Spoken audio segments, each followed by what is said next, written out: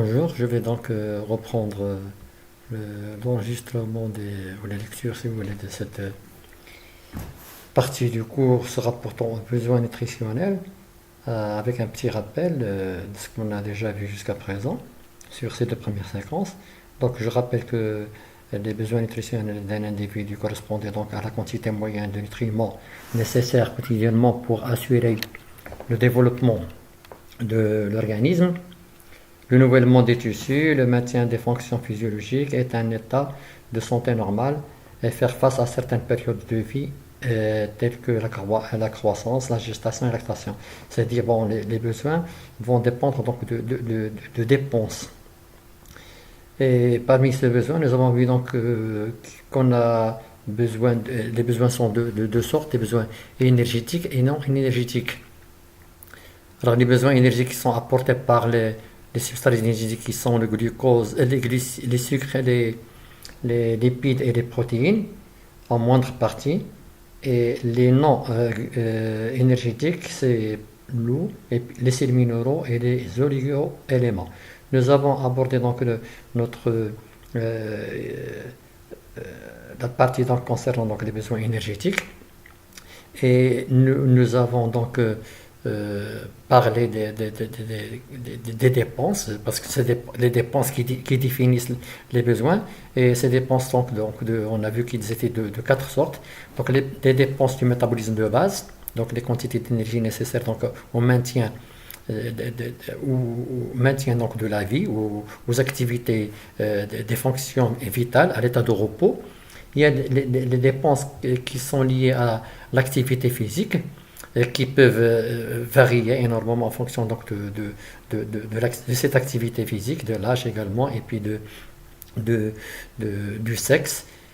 Les besoins donc, ou bien les dépenses liées à la thermogénèse. Et donc là, il y a deux parties. Il y en a qui sont des dépenses nécessaires donc, aux actes de la digestion, et puis les dépenses de thermorégulation qui permettent donc le maintien de la température corporelle à 37 degrés. Et qui montre également des variations en fonction du climat. Alors, les méthodes permettant donc de mesurer ces activités, ces dépenses énergétiques, donc il y avait deux méthodes, la calorimétrie directe qui consistait donc à déterminer de mesurer la quantité de chaleur dégagée suite à donc à un effort ou un exercice musculaire ou un travail donné, ou la calorimétrie indirecte qui se base sur la mesure de la quantité d'oxygène qui a été consommée. Permettant donc de déterminer ce qu'on appelle le coefficient thermique de l'oxygène qui correspondait donc à la quantité d'énergie produite suite à l'utilisation d'1 litre d'oxygène. Donc, toute combustion, utilisation d'une quantité d'oxygène donnée va donc dégager une quantité d'énergie. Et ce coefficient thermique diffère suivant qu'on ait consommé des glucides, des lipides ou des protéines. Et donc, pour essayer de déterminer donc, la part relative de la contribution dans la production d'énergie à partir d'un aliment qui contient les trois sortes de substrats énergétiques, et des lipides, on se servait donc de quotient respiratoire. Alors, le quotient respiratoire qui est donc le rapport de la quantité de CO2 dégagée suite à la combustion d'un produit énergétique et la quantité d'oxygène consommée. Alors, ce rapport, nous avons vu donc, qu'il variait entre 0,7 et 1. Et si je veux revenir donc, sur le tableau que je vous ai montré, sachant que la part relative de la contribution des protéines dans la production d'énergie peut être déterminée directement en mesurant, en calculant la quantité d'azote ou la quantité d'urée qui est produite, qui représente un pourcentage donné dans la quantité de protéines qui a été oxydée. Donc à partir de l'azote dégagé, on peut donc remonter à la quantité d'oxygène, plutôt de protéines qui a été consommée. Alors, mais pour reconnaître donc la part relative de la contribution soit des glucides ou des lipides dans la production d'énergie, on se sert donc de quotient respiratoire non protéique. Alors, exemple, donc lorsque ce quotient est de 0,7, il y a donc une production de 19, ça correspond à une production de 19,61, une consommation plutôt euh, de, de 19,61 litres d'oxygène, et que le pourcentage d'énergie qui est extraite des glucides est de 0, alors que l'énergie extraite est complètement produite de la dégradation de lipides. Alors dans ces conditions, la quantité, la quantité en grammes oxydés par litre d'oxygène est de 0,496. Donc la quantité de grammes de lipides oxydés par donc, 1 litre d'oxygène est de 0,496 grammes. Alors si je reviens au quotient respiratoire, plutôt au quotient respiratoire non protéique, c'est-à-dire qui dépend que de la consommation des glucides et des lipides, lorsqu'il est égal à 1, la quantité donc d'oxygène qui a été utilisée est de 21,13 litres. La production d'énergie provient à 100% des glucides et 0 lipides. Et la quantité, donc 1 gramme oxydé de glucides est de 1,231 grammes de glucides qui sont consommés par 1 litre d'oxygène. Donc ça, c'est à titre de rappel et de lecture donc, de ce tableau. Et donc je reviens aux besoins donc, énergétiques en différents nutriments. Donc, un régime est dit donc énergétiquement équilibré lorsqu'il apporte une quantité de protéines, de lipides, de glucides avec la répartition suivante. Glucides 50 à 55%, lipides 30 à 35% et les protéines 10 à 15%. Donc, l'apport énergétique doit être respecté dans un régime équilibré, cette répartition, cette proportion d'apport en glucides, en lipides et en protéines. Alors pour un régime donc toujours équilibré, cette répartition calorique au cours de la journée doit être respectée et se découper de la façon suivante. Donc c'est normal, les repas, on doit prendre 3 repas par jour pour répondre aux besoins au cours de la journée de notre organisme. Donc ces repas, on a l'habitude de prendre 2 repas, le petit déjeuner, le déjeuner et le dîner. Alors pour une personne adulte, il faut que ces repas soient répartis de la manière suivante. 65% d'apport énergétique, 25% d'apport énergétique doit être réalisé au petit déjeuner, 40% au cours du déjeuner et 35% au cours du dîner. Alors pour les enfants, l'adolescent et les personnes âgées, ils ont besoin d'une collation entre les 3 repas. Alors, c'est quoi l'intérêt de ces collations? Donc, ces collations, c'est pour couper la faim. Donc, c'est normal, les enfants, les adolescents qui sont en activité, les personnes âgées aussi, ils ont une sensation de faim entre les repas. Alors, pour permettre à ces personnes de bien manger, par exemple, entre le petit déjeuner et le dîner, donc il faut une collation pour couper cette faim, et donc ça leur permet de bien manger les repas. Le déjeuner et puis également le soir. Donc l'intérêt de cette collation, c'est donc de couper la faim entre les repas et permettre aux personnes de bien se nourrir au moment des repas officiels qui sont donc le déjeuner et le dîner. Alors, ces besoins en glucides, on va commencer par les besoins en glucides et on va donc parler des apports conseillés. Alors, les glucides sont donc nommés également hydrates de carbone ou encore sucre. Ils sont composés d'hydrogène, de carbone et d'oxygène et ont pour objectif essentiel d'apporter à l'organisme l'énergie rapidement utilisable et indispensable à son fonctionnement.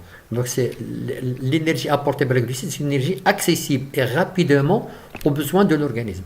Les globules rouges par exemple et les cellules du cerveau ne peuvent utiliser que du glucose et rien d'autre.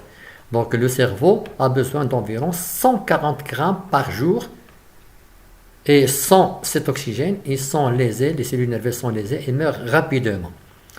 Les apports quotidiens en glucides doivent donc représenter entre 45 et 65% maximum de l'énergie consommée.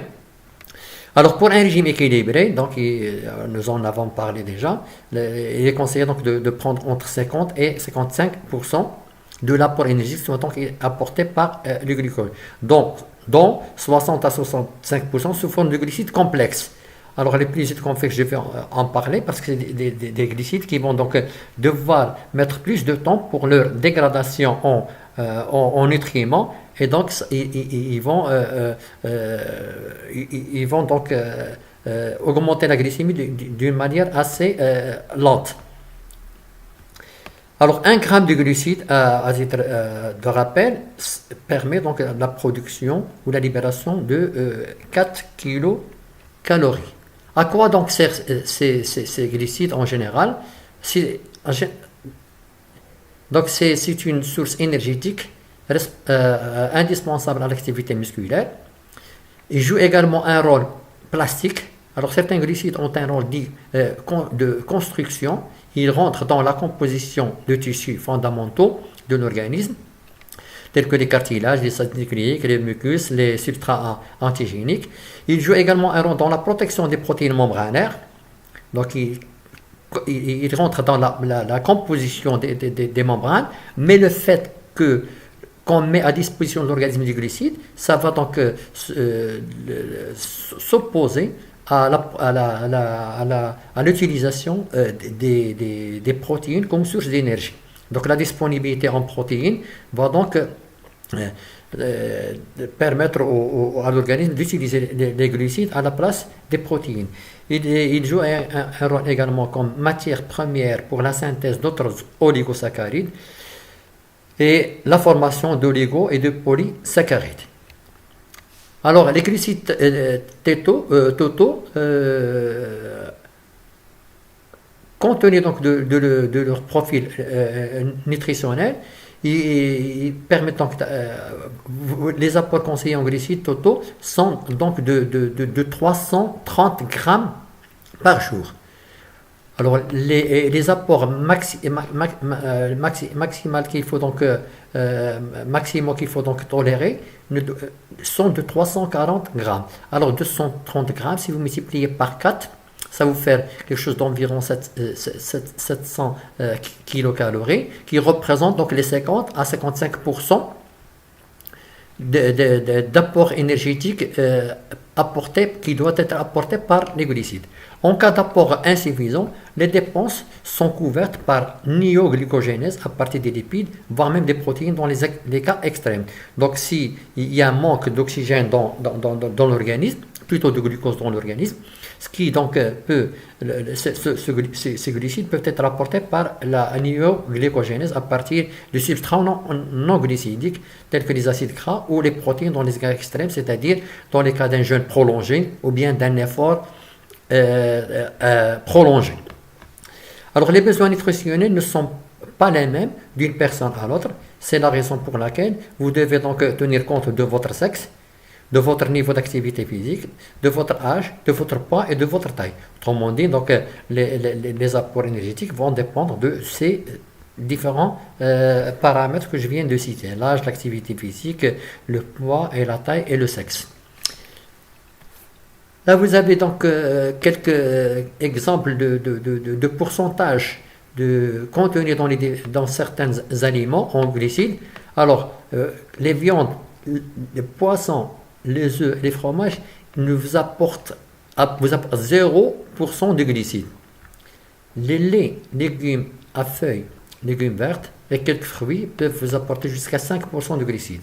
C'est-à-dire lorsque vous consommez par exemple des légumes, la quantité que vous avez consommée vous apporte 5% de la quantité en glucides. Les légumes à racines, carottes par exemple, les betteraves, les céleris, les agrumes, les oranges aussi, les clémentines peuvent vous apporter 10% de glucides.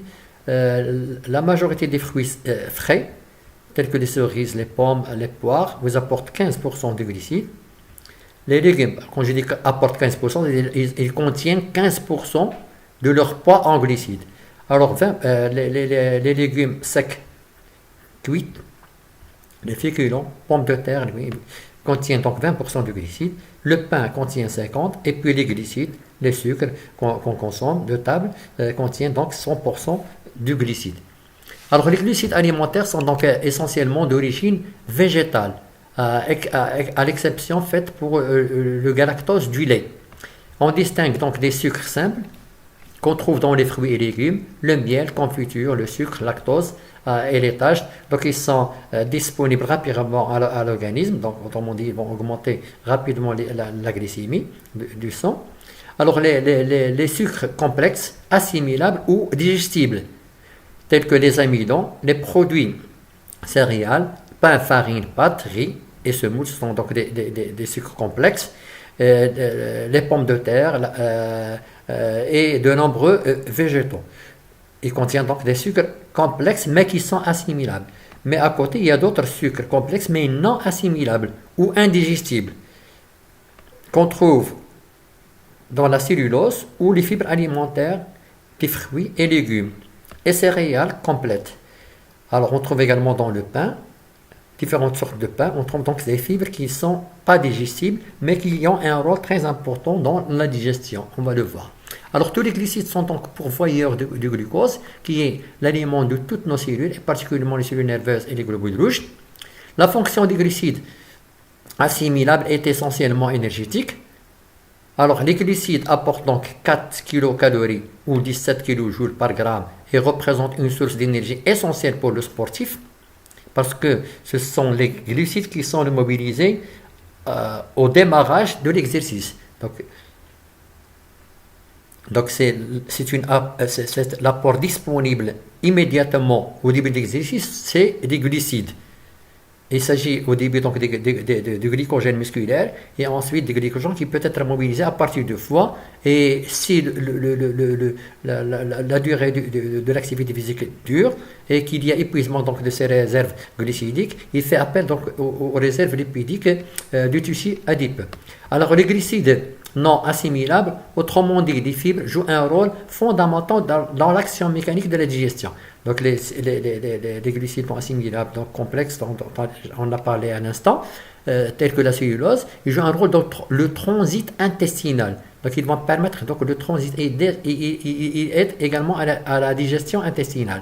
Les aliments contenant donc les glucides n'augmentent pas la glycémie de façon équivalente. Alors la distinction entre sucre lent et sucre rapide a longtemps été utilisée. Alors aujourd'hui, la notion d'index glycémique permet de classer les aliments en fonction de leur effet hyperglycédémiant par rapport à ceux d'un glucide de référence qui est le glucose. Donc les aliments qu'on mange, ils contiennent une quantité de glucides, mais il y en a qui vont être disponibles rapidement et qui vont donc permettre l'augmentation, qui vont donc conduire à une augmentation rapide de la glycémie. Par contre, d'autres, ils contiennent des sucres complexes et leur digestion va demander plus de temps et donc ils vont augmenter progressivement et lentement la glycémie. On parle donc d'index glycémique. Par définition, les glucides à faible indice glycémique font moins monter la glycémie que les glucides de référence. Les glucides simples sont donc absorbés généralement plus vite et correspondent au sucre rapide. Et les sucres complexes correspondent donc le plus souvent au sucre lent. Alors, en principe, dans les 2 heures suivant l'absorption d'un aliment, l'augmentation du taux de glucose entraîne donc une libération d'insuline. Donc, l'insuline est libérée, pourquoi? Pour rétablir la glycémie. Donc, et cette insulinémie augmente souvent dans les périodes post-prandiales. Donc, juste après la consommation d'un repas, ceci va faire augmenter le taux de sucre dans le sang. Et donc, ça va stimuler la libération par les cellules bêta de l'enguerrance du pancréas, de l'insuline, dont le rôle, ce serait donc de baisser cette augmentation de la glycémie en augmentant donc la capture du glucose par les cellules pour être utilisées et puis en stimulant la lipogénèse, c'est-à-dire la mise en réserve, et la glycogénèse, la glycogénèse, c'est-à-dire la mise en réserve des sucres, la quantité de sucre du sang sous forme de réserve de glycogène ou de lipides dans le tissu adipeux. Alors, lorsqu'on est diabétique, il est donc très intéressant, très important de connaître l'indice glycémique des aliments. Il est donc important de connaître pour pouvoir donc gérer mieux sa glycémie et adapter donc son alimentation en fonction de ces apports en aliments riches en glucides. Alors, donc plus l'indice glycémique est élevé, plus la glycémie augmente, plus la sécrétion d'insuline augmente, et donc ceci va stimuler la mise en réserve et qui va donc avoir comme conséquence ou risque d'augmenter d'obésité.